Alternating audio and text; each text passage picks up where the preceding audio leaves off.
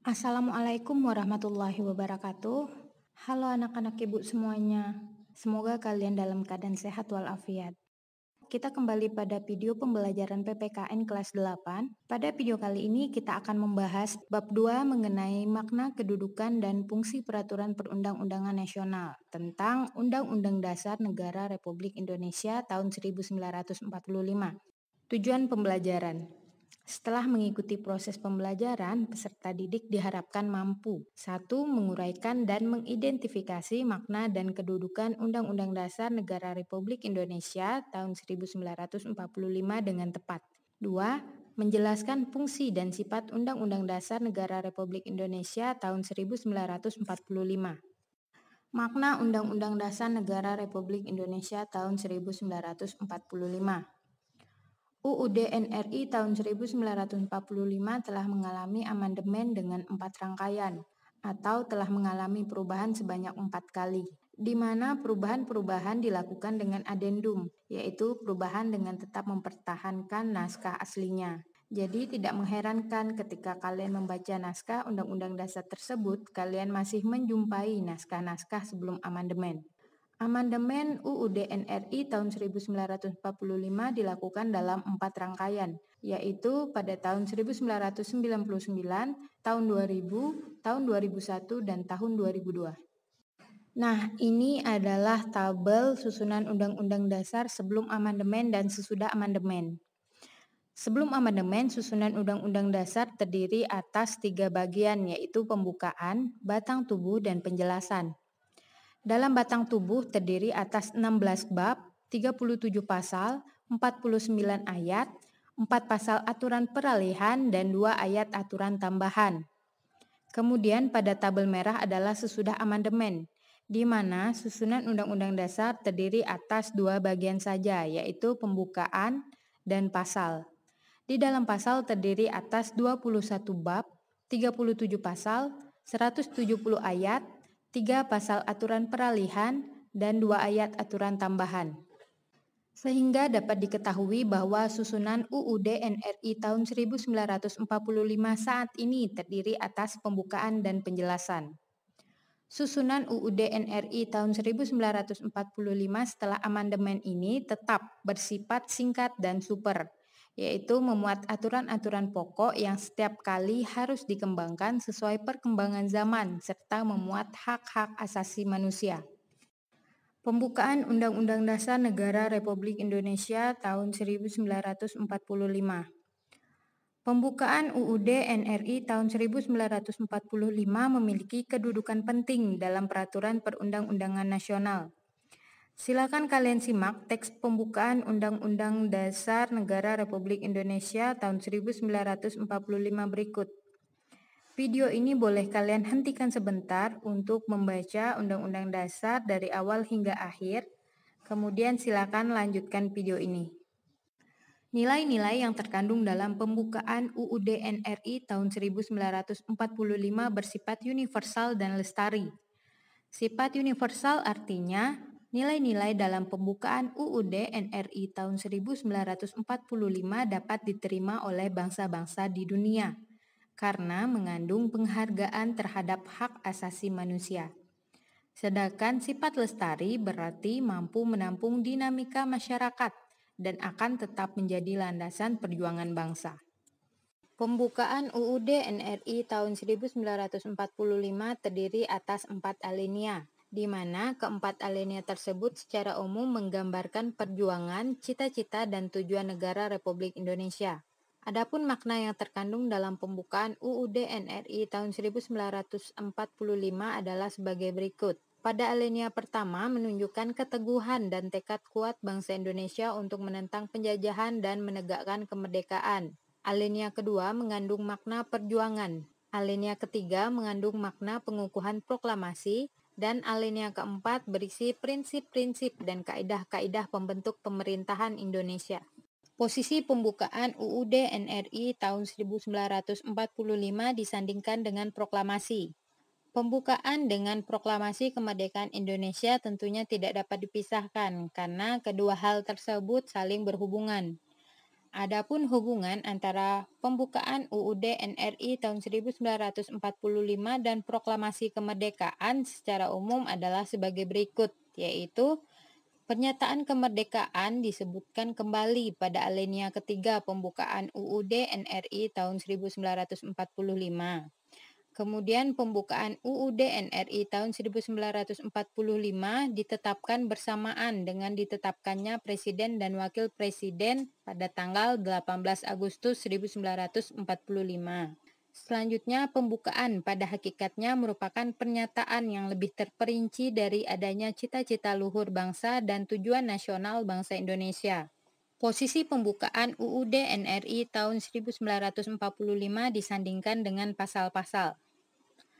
Pembukaan tentunya memiliki kedudukan lebih tinggi dari pasal-pasal. Di dalam pembukaan terkandung kaidah-kaidah fundamental bagi penyelenggaraan negara, di mana kaidah-kaidah tersebut menjadi dasar disusunnya pasal-pasal dan peraturan perundang-undangan lainnya. Pokok kaidah fundamental yang dimaksud adalah sebagai berikut, yaitu pengakuan kemerdekaan hak segala bangsa, cita-cita nasional, pernyataan kemerdekaan, tujuan negara, kedaulatan rakyat, dasar negara atau Pancasila, dan pokok-pokok pikiran yang diwujudkan dalam pasal-pasal UUD NRI tahun 1945. Makna UUD NRI tahun 1945 adalah hukum dasar tertulis, di mana di dalamnya memuat aturan-aturan dasar dan pokok kaidah fundamental sebagai landasan dasar dan sumber bagi peraturan perundang-undangan dalam penyelenggaraan pemerintah negara Indonesia. Undang-undang juga dikenal dengan konstitusi atau dasar hukum. Konstitusi negara menjadi dasar dan sumber dari peraturan-peraturan lain atau perundang-undangan lain yang berlaku di wilayah NKRI. UUD NRI tahun 1945 dalam tertib hukum Indonesia merupakan peraturan hukum positif yang tertinggi. Selain itu, UUD NRI tahun 1945 juga dijadikan sebagai alat kontrol terhadap norma-norma hukum positif yang lebih rendah dalam hierarki tertib hukum Indonesia. Kedudukan Undang-Undang Dasar Negara Republik Indonesia tahun 1945. Dalam hierarki peraturan perundang-undangan, konstitusi menduduki posisi teratas. Kedudukan konstitusi bagi sebuah negara adalah seperti berikut, yaitu konstitusi merupakan hukum dasar yang berisi aturan-aturan dan ketentuan tentang aspek-aspek mendasar dalam kehidupan suatu negara, seperti pembatasan kekuasaan pemerintah dan jaminan akan hak dasar rakyat. Yang kedua, konstitusi merupakan hukum tertinggi dalam hierarki peraturan perundang-undangan nasional sebuah negara.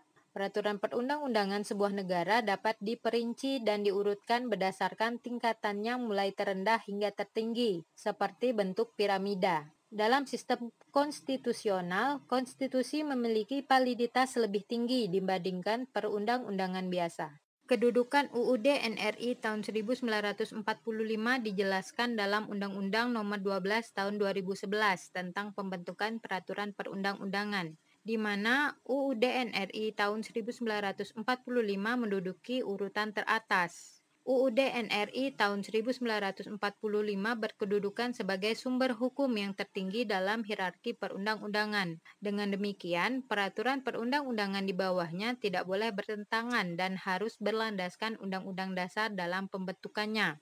Apabila peraturan di bawahnya bertentangan dengan UUD NRI tahun 1945, maka peraturan tersebut harus diuji terlebih dahulu oleh lembaga yang berwenang. Pengujian peraturan perundang-undangan di bawah undang-undang terhadap undang-undang dilakukan oleh Mahkamah Agung. Adapun pengujian undang-undang terhadap undang-undang dasar dilakukan oleh Mahkamah Konstitusi. Fungsi dan sifat Undang-Undang Dasar Negara Republik Indonesia tahun 1945. Secara umum, konstitusi memiliki dua fungsi utama, yaitu menentukan dan membatasi kekuasaan penguasa negara melalui pembagian kekuasaan serta menjamin hak-hak asasi manusia melalui aturan tentang hak asasi. Berkaitan dengan fungsi, Jimli Asidik, pakar hukum tata negara, mengemukakan 8 fungsi konstitusi sebagai berikut, yaitu 1. Penentu atau pembatas kekuasaan, 2. Pengatur hubungan kekuasaan antar organ negara, 3. Pengatur hubungan kekuasaan antara organ negara dan warga negara, 4. Pemberi atau sumber legitimasi terhadap kekuasaan negara ataupun kegiatan penyelenggaraan kekuasaan negara. 5. Penyalur atau pengalih kewenangan dari sumber kekuasaan yang sah kepada organ negara. 6. Simbolis, yaitu sebagai sarana pemersatu, rujukan identitas, dan keagungan kebangsaan. 7. Sarana pengendalian masyarakat baik dalam arti sempit atau bidang politik maupun dalam arti luas mencakup bidang sosial ekonomi. Dan ke-8, sarana perekayasa dan pembaruan masyarakat. Fungsi UUD NRI tahun 1945 adalah sebagai berikut, yaitu 1. Alat kontrol. Sebagai alat kontrol, UUD NRI tahun 1945 menjadi papan uji bagi peraturan perundang-undangan di bawahnya. Jika ketentuan dalam peraturan perundang-undangan lain disinyalir bertentangan dengan Undang-Undang Dasar, dapat dilakukan pengujian oleh Mahkamah Konstitusi. 2. Sebagai pengatur. UUD NRI tahun 1945 berperan sebagai pengatur dalam penyusunan, pembagian, dan pelaksanaan kekuasaan negara. Ketiga, sebagai penentu atau pembatas kekuasaan. UUD NRI tahun 1945 berfungsi sebagai penentu hak dan kewajiban negara, aparat negara, dan warga negara. Undang-Undang Dasar juga berfungsi membatasi kekuasaan, sehingga penyelenggaraan negara tidak bersikap sewenang-wenang. Dengan demikian, hak warga negara terlindungi. Suatu konstitusi dapat bersifat fleksibel atau luas, rigid atau kaku, tertulis dan tidak tertulis. Adapun cirinya sebagai berikut. Yang pertama, fleksibel atau luas. Cirinya, cara perubahan konstitusi biasa dan tidak memerlukan syarat khusus. Selain itu, konstitusi yang fleksibel juga mudah untuk mengikuti perkembangan zaman. Yang kedua, rigid atau kaku. Adapun cirinya yaitu cara perubahan konstitusi sulit dan diikuti prosedur yang rumit dibandingkan konstitusi yang bersifat fleksibel. Selain itu, konstitusi bersifat rigid tidak mudah mengikuti perkembangan zaman. Yang ketiga, tertulis. Cirinya, konstitusi yang bersangkutan ditulis dalam suatu naskah atau beberapa naskah. Yang keempat, tidak tertulis. Konstitusi disebut tidak tertulis karena ketentuan-ketentuan yang mengatur suatu pemerintahan tidak tertulis dalam suatu naskah tertentu. Konstitusi tidak tertulis dalam banyak hal diatur dalam konvensi-konvensi atau undang-undang biasa.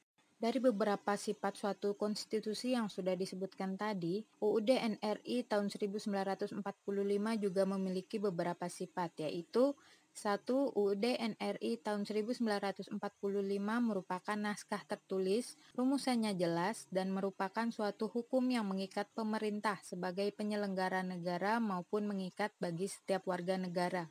Yang kedua, UUD NRI tahun 1945 bersifat singkat dan supel, memuat aturan-aturan pokok yang bersifat umum, sehingga perlu dijabarkan lebih lanjut dalam peraturan perundang-undangan lainnya. Selain itu, UUD NRI tahun 1945 juga memuat ketentuan tentang hak asasi manusia. Yang ketiga, UUD NRI tahun 1945 memuat norma-norma, aturan-aturan, serta ketentuan-ketentuan yang dapat dan harus dilaksanakan secara konstitusional. Yang keempat, UUD NRI tahun 1945 dalam tertib hukum Indonesia merupakan peraturan hukum positif yang tertinggi dan sebagai papan uji bagi undang-undang di bawahnya. Demikianlah pemaparan materi Ibu kali ini. Hal-hal pokok atau materi penting silakan kalian catat di buku catatan masing-masing agar apabila diperlukan dapat dibaca kembali. Dan apabila materi yang disampaikan masih belum kalian pahami, kalian juga dapat membaca atau mencari materi dari sumber bacaan lainnya, atau kalian juga bisa langsung menanyakan dengan Ibu. Nah, agar kalian bisa lebih memahami materi ini, silakan kerjakan tugas pada link berikut. Token akan Ibu share di GC kelas. Untuk pertemuan selanjutnya kita akan membahas mengenai peraturan perundang-undangan dalam sistem hukum nasional. Semoga kita semua sehat selalu, tetap jaga dan patuhi protokol kesehatan COVID-19, dan semoga kita dapat kembali belajar seperti biasa. Tetap ikuti materi pembelajaran yang diberikan oleh gurumu dan kerjakan tugas mandiri di rumah. Tetap semangat. Ibu akhiri, wassalamualaikum warahmatullahi wabarakatuh.